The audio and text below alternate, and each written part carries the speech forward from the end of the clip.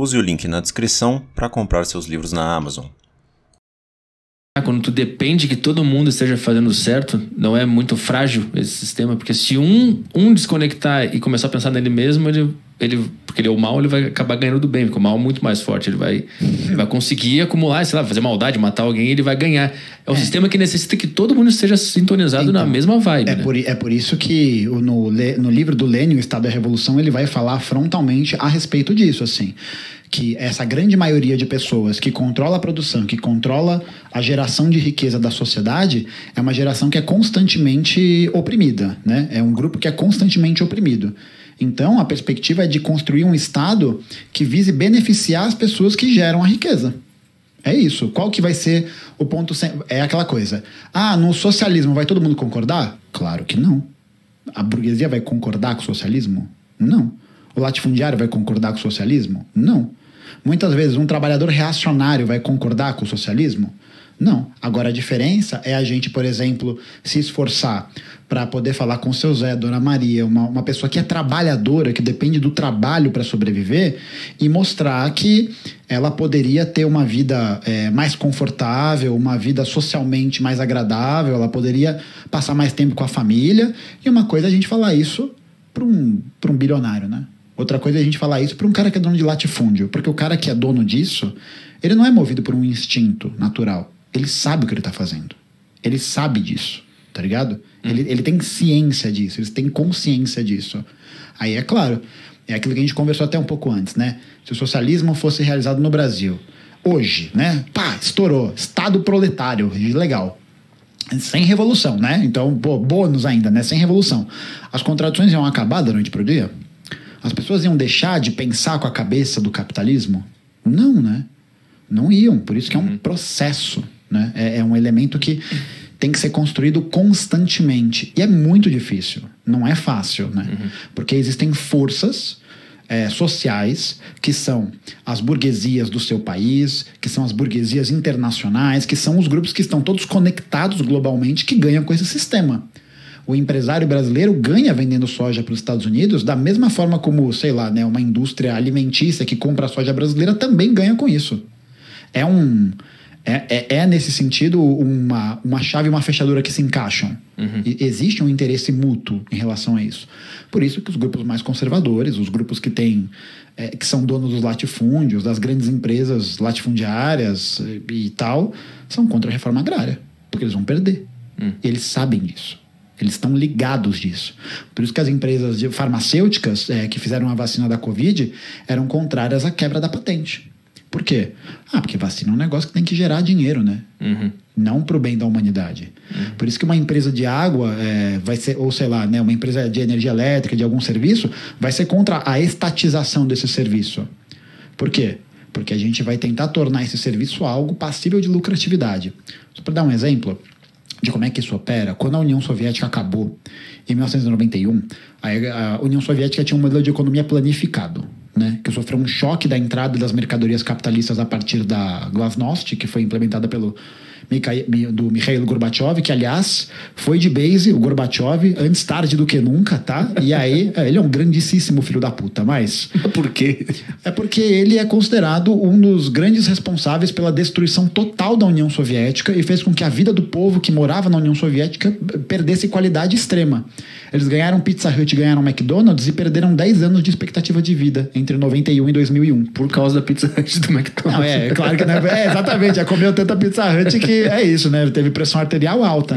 Mas o exemplo, em 91, quando a União Soviética acabou e ela tinha esse modelo de economia planificada, significava que diferentes regiões produziam coisas diferentes e aí esse desenvolvimento produtivo era feito regionalmente.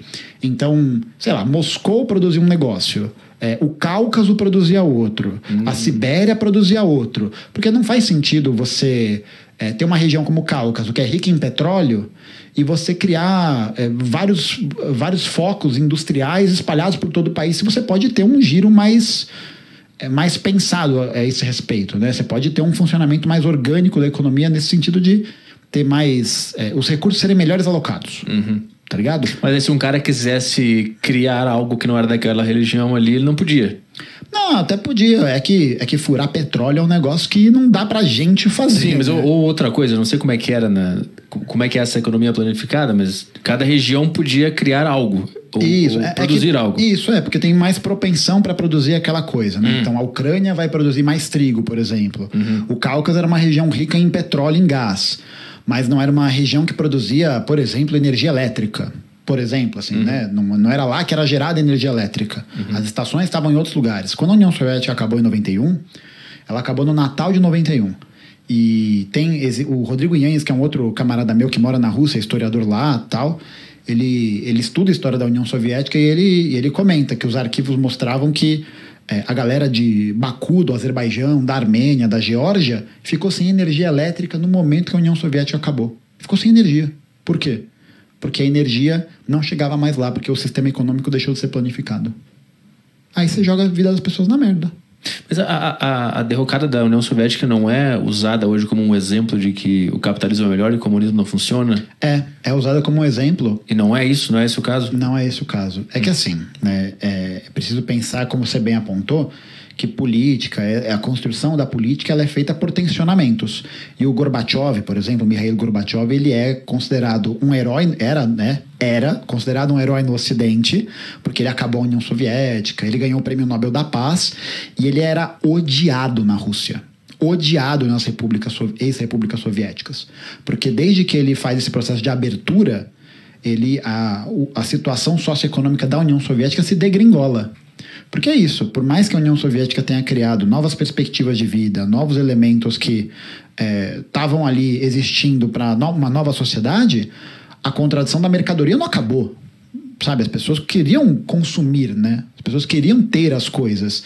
E a questão é que elas tinham as coisas, né? Tinha roupa, comida, isso era de pleno acesso para todo mundo. A questão é que não tinha o fetiche da mercadoria, né? Você não tinha uma calça jeans da Levi's. Mas se eles não recebiam essa propaganda capitalista até cair, como é que eles tinham essa vontade de consumir o capitalismo? Porque justamente existe ainda a continuidade de um pensamento que visa uma vida melhor com o consumo de determinadas mercadorias. Isso é um negócio, né? A União Soviética não superou essa questão do fetiche da mercadoria no tempo em que ela existiu. Esse elemento do capitalismo continuou. Estava lá. Continuou porque, imagina, né? Um negócio que é introjetado na nossa cultura há séculos. É igual a gente falar... a escravidão acabou em 1888 e deixou de ter trabalho análogo à escravidão? Não, né? Não é uma lei que vai impedir que as pessoas façam isso. Mas, já acabou a escravidão há muito tempo, agora as pessoas, os descendentes dos escravizados vão ter oportunidades. Não vão ter. Não vão ter porque a escravidão no Brasil durou 300 anos, 350 anos. Ela acabou faz... 134 anos. Acabou faz 134 anos. Então, ainda, se a gente fosse fazer um por um, né? Vai precisar de 350 anos para superar o racismo que foi montado, para superar essas questões das desigualdades.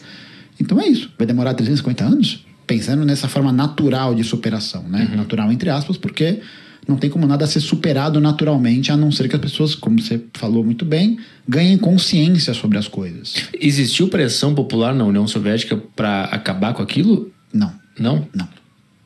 Tinha mais gente... Existiu resistência por parte de determinados grupos sociais da União Soviética, especialmente pessoas que tinham lá seus 30, 40 anos, mas vai ter repressão militar para impedir com que esse tipo de exigência pudesse voltar à tona. Existiu isso, né? É isso, foi reprimido. E não coincidentemente, né, a gente tem no mesmo ano, 90, 91, aquela manifestação que tem na Praça da Paz Celestial na China. O que explica dois eventos acontecerem tão próximos um do outro nas duas grandes nações socialistas? É isso. No caso da União Soviética, foi uma derrocada feita por uma degeneração ideológica por parte do Gorbachev, que era um filho da puta, que destruiu a União Soviética, e aí foi ganhar dinheiro dando palestra no Ocidente. E aí, qual foi o problema da União Soviética? As classes dirigentes passaram a não mais fazer debates políticos.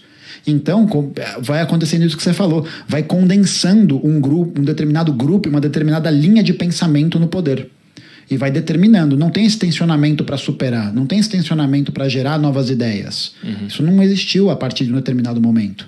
Você vai criando uma classe que vai ganhando esse congelamento, né, do seu lugar de classe dirigente. Isso vai congelando. E aí essa classe dirigente olha para o Ocidente e fala, porra, a galera que é dirigente, que é comandante lá, vive que nem rei. O Brezhnev, que foi um dos premiers soviéticos, o último, acho que foi o último antes do... Acho que é o Brezhnev que morre, aí vem o Andropov, eu não lembro da ordem, mas o Brezhnev foi um dos dirigentes soviéticos, e o dirigente, né, a galera fala, o dirigente ganhava muito dinheiro, né, vivia muito bem e o povo na miséria. O Brezhnev tinha um apartamento de 70 metros quadrados. Era o apartamento oficial. A gente olha os apartamentos da União Soviética, tudo quadradinho, tudo igualzinho. E aí essa classe dirigente que se firmou no poder pela ausência do debate político vai fazer o quê? Vai olhar para o Ocidente, ver o dono do McDonald's, ver o dono da empresa X, ABC, falar, o cara é Deus, né? Ele vive num lugar que, nossa, são muitos luxos, por isso que não há uma superação desse fetiche da mercadoria. Então o capitalismo seduziu algumas pessoas dentro da União Soviética que começaram a conspirar para aquilo cair, para eles poderem aproveitar aquela vida. O Rodrigo Yanez, esse que eu comentei, ele tem um curso numa plataforma que a gente ajuda a tocar, que é a Classe Esquerda, que se chama Introdução à História da União Soviética.